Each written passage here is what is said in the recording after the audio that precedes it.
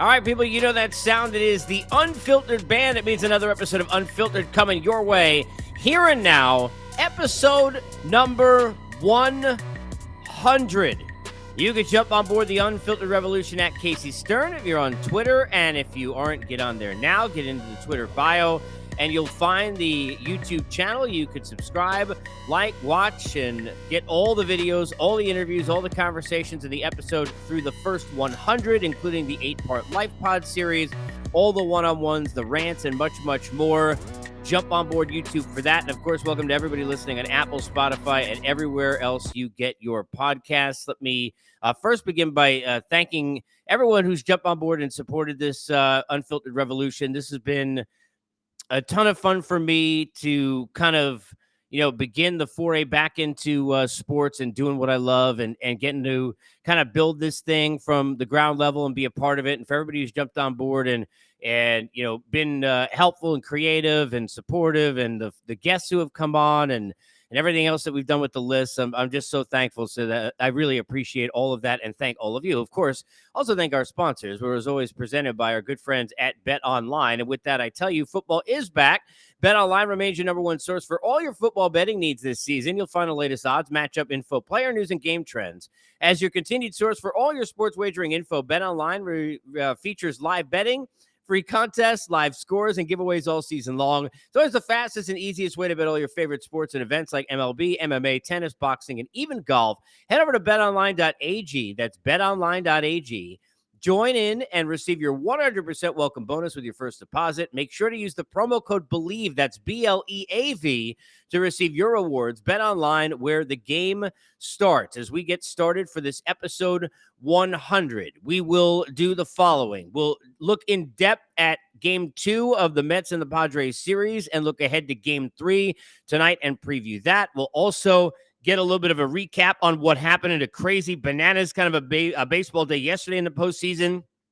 In the other Wildcard Series, help set up what is to come. Speaking of which, I'll let you know that already I got locked in, which will be out at some point later today, most likely, episode 101, conversation with Mark Bowman, my buddy who covers the Braves and has for many, many years, breaking down the Braves-Phillies series and previewing that DS. And let's start there quickly and say this. I am the first one to tell you how wrong I was.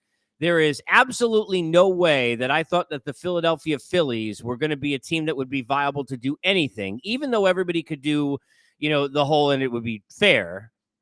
Anything can happen in baseball. Anything can happen in the postseason. And anything can happen in a 3-game series. Mind you, it happens all year. I've mentioned many times, speaking of the Mets, they're getting swept by the hands at the hands of the Cubs earlier in September, right? During the swoon of bad teams who beat them when they were trying to win a division. Anything can happen, no matter how good you are. But the Philadelphia Phillies, fundamentally so bad, and seemingly so many issues. And we saw it play out on the base paths a little bit in Game 2 of that series.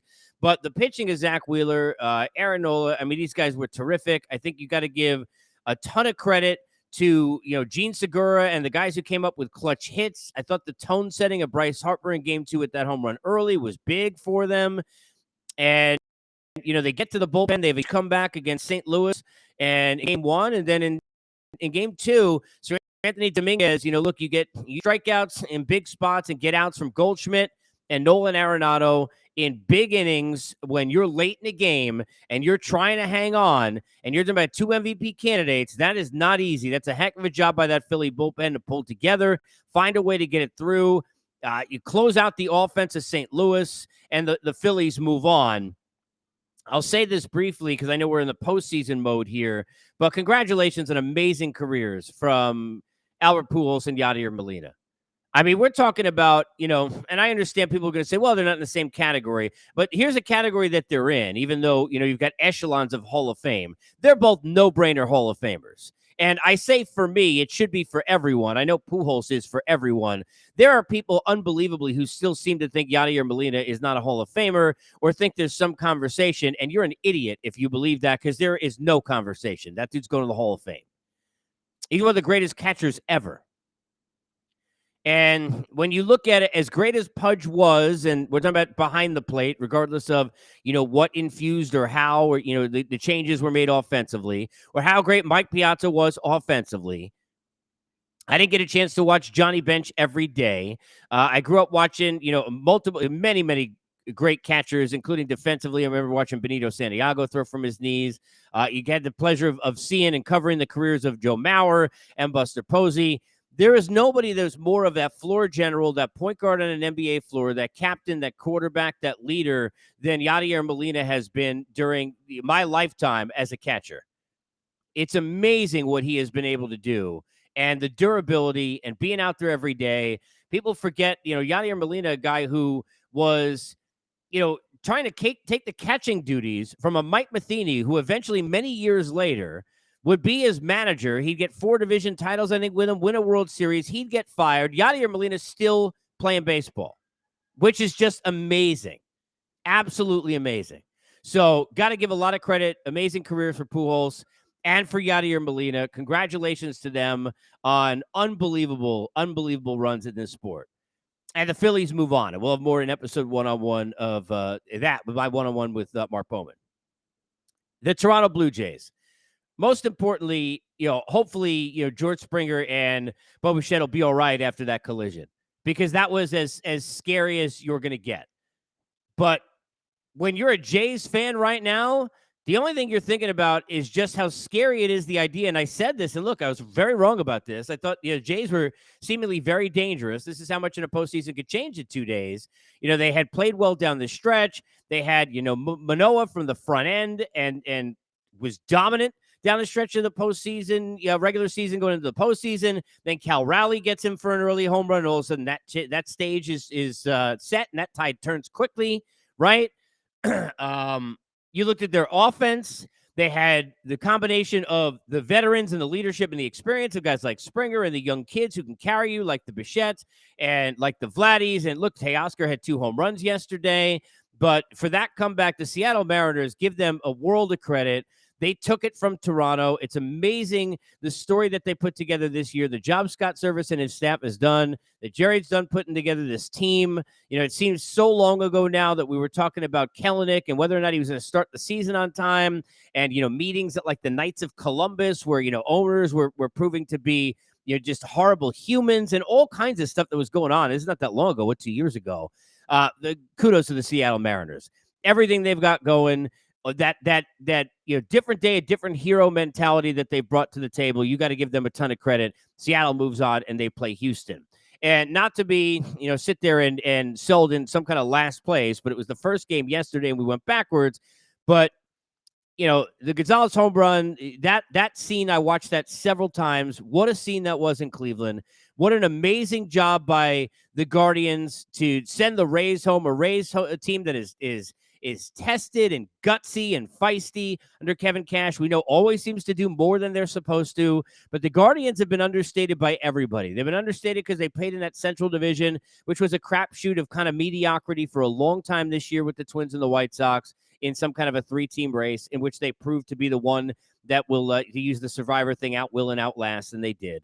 But you got high-end pitching in the Biebers and the Tristan McKenzies and the Quantrells of the world, Class A's in the back end. You got a Class A Hall of Fame manager in Terry Francona. What Tito does with that team, they're going to give the Yankees everything that they can handle and more. That is not going to be an easy series for New York. They get the extra day of rest, not having to play Game 3 in that set, so they get a little bit of layoff, a couple of days themselves before they get going on Tuesday, and the Guardians are going to pose a problem for the Yankees. That is a difficult team to deal with right now that is highly confident and has a lot going for it. So credit to the Guardians for what they were able to do as they get a win in 15 innings in just, remarkable fashion. The Mets last night had a situation, as we turn our page to that, where they had a chance to prove that with their backs against the wall, they weren't going to let things end the way it did with the Atlanta Braves. They weren't going to let things end the way that the division ended. They were going to do something different. They were going to make something of this season, because for all the 101 wins that they had and for all the success that the Mets were able to put together and everything that they did, it all would have meant absolutely nothing if they go home in 2 days. It's one thing to lose a division, to then go ahead and win a wild card series and lose 5 game set, let's say in a game 5 in a tough series in LA, and lose to a better team and say, hey, look, the Dodgers would have matched up with them, maybe beat them anyway in 7 if they're on the other side of the bracket or whatever it might have been. It's another thing to go home in 2 days where Max Scherzer and Jacob deGrom get beat up.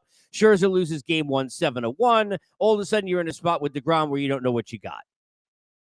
Jake yesterday, that was gutsy. It was ballsy. It was everything you want out of a guy who is an ace. Aces, when they don't have their best stuff, have to stay in the game. Aces, when they don't have their best stuff, have to give it to. And look, and I know people think, well, that's an excuse why he didn't have his best stuff. I don't know if it was blister related. He certainly didn't admit to that afterwards.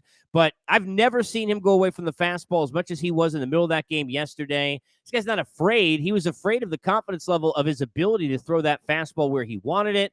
For about an inning and a half, he went consistent slider, and never went away from it. I've never seen him pitch in that manner. But for deGrom to grit and bear it and get in that spot where he's got a chance, right, that third time he was given a lead, to get through. And I thought at the way he's pitched, even though it was only 95 pitches, I think at that point, 90 pitches, I thought he was done after that 5th inning. But to get through Machado and Bell and get those strikeouts and to be a guy who could say, hey, look, you know what? There's a lot of shit going against me. This isn't perfect, but I'm not going to let it go here. And we talked about this a lot yesterday, but remember, and you try not to put too much into it, this could be Jacob deGrom's last start as a Met. This isn't just, the last game of the season for him. It's going to be the last game as a Met. And ironically, even though the 2014 Rookie of the Year had pitched in 2015 in the postseason, his games were on the road. He did not start a game at home in the postseason. This is the first time in his career he got a chance to do that in front of that crowd without his best stuff, dealing sliders. I mean, walking 2 guys for Jacob deGrom is like somebody else walking 6. I mean, people don't understand. It's like Jacob deGrom was good last night. People don't watch. They just look at numbers. The numbers are crazy. But this is a guy, you want to talk about the Maddox like dotting of an eye on all 4 quadrants. I mean, he's doing that with all his pitches for like 4 seasons, including the beginning of this year where he came in, I think he had 91 strikeouts and like 4 walks at one point before all this craziness the last 3-4 starts. For him to battle through yesterday, give a 6th inning where he said this after the game, and I agree. It looked this way from the outside looking in. It was probably the best he had pitched. He was locked in. He wanted to go another inning. Buck with a couple of extra pats that we saw play out virally on Twitter on the butt, and away you go to Edwin Diaz. Edwin Diaz being in that game was going to be questioned regardless. I remember being on the air at Turner and going out on the set immediately after Buck Showalter had decided to put in Ubaldo Jimenez into a game instead of Zach Britton, who ended up finishing, I think, that year 3rd in Cy Young. Zach Britton being left in the bullpen in that spot by Buck Showalter years ago, was at 2014, 2015, was as bad a decision in a postseason as I've ever seen by a manager. You will not see a decision that is worse.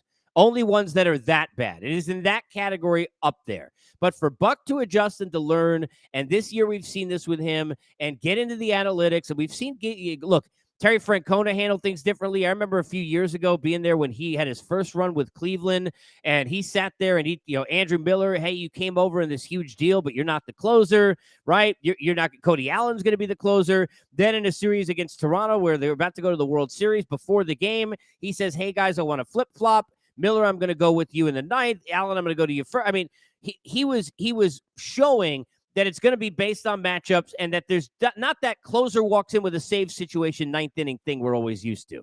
For Buck Showalter to adjust, good for him. Good for him. Buck Showalter, the adjustments that he's making right now, you love to see, because it's a manager who's getting that you can't make the game come to you and what you want to do. You got to come to the game in the way it is, right? And then add what you do to it. Edwin Diaz going into that spot, 28 pitches, ends up getting you through 2 outs in the 8th inning, did a terrific job.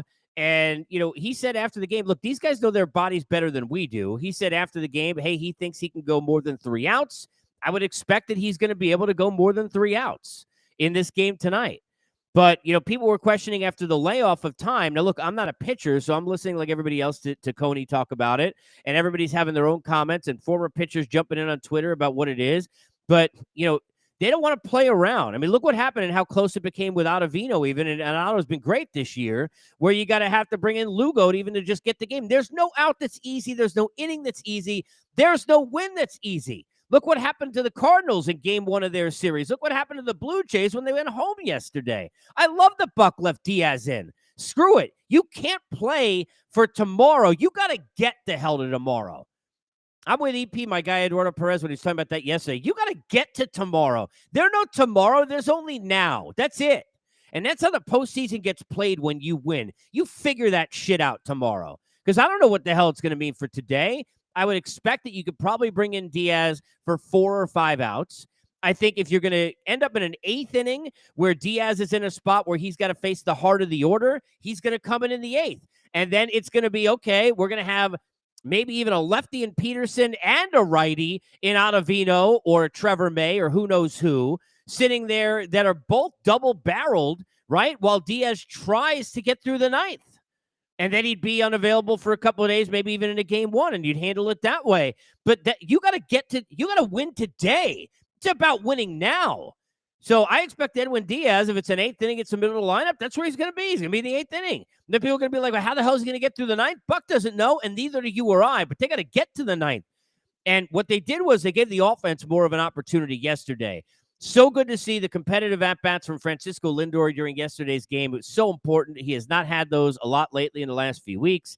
Imperative to see Pete Alonso come through, and he does and gets the go-ahead home run. Ends up being, would have been the winning homer, right? If the Padres didn't get their 3rd run, it would have been. Ends up getting that go-ahead run with the homer in the 5th inning to give Jake a lead again for the 3rd time. McNeil, what can you say to the batting title champ with the huge hit? He has been so great. All his ABs have been great. Even in the Braves series, all of his ABs were great. In game 1, he is just a consistent at-bat. Brandon Nimmo, who is going to get paid a ton of money, and you figure the Mets would be the team to do that because he seems to be locked into being a Met, but he is earning bags upon bags. 3 hits yesterday, a walk as well, on base 4 times. The offense might have gotten going a little bit. And now we'll see what they got against Joe Musgrove. You're going to get Vogelbach back in the lineup, so you don't have to worry about Darren Ruff, even though I don't think you're going to see that again. I saw the cheers, if you will, when he gets hit by a pitch late in the game when he gets on base. So who knows what that'll be, but you'll get Vogelbach in the game and back in the lineup with Musgrove. Marte, I know he went 0 for yesterday, but again, the at-bats look to be no problem for him. There is an issue in throwing. That is something to watch if the Mets are trying to go deep, or if we get into a situation in game 3 where he's got to go throw home. Teams normally do not run on him because we know the arm that he's got in right field, but he had to show that arm yesterday. And I mean, literally, he almost overthrew everybody. Jacob deGrom off 1 hop had a barehanded just to keep the runners from scoring. So I don't know what the situation is going to be with Marte in terms of defensively. He could run down balls. We've seen that's no problem. Run the bases. We've seen that's no problem. And hit. The throwing is still going to be something where we might, come around to that again at some point during this stretch, whether in game 3 or if the Mets are fortunate enough to win it beyond that. But their lineup seems to have broken out a little bit, but it's only as good as your next day's pitcher.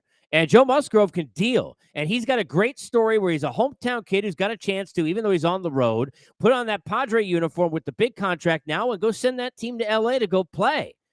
It's not going to be easy if you're a Met at all. And by the way, you haven't seen Josh Hader in this series. So when you're saying, well, how many outs do I get from Edwin Diaz? You got Bo Mel sitting over there thinking that he can get 6 outs out of Josh Hader.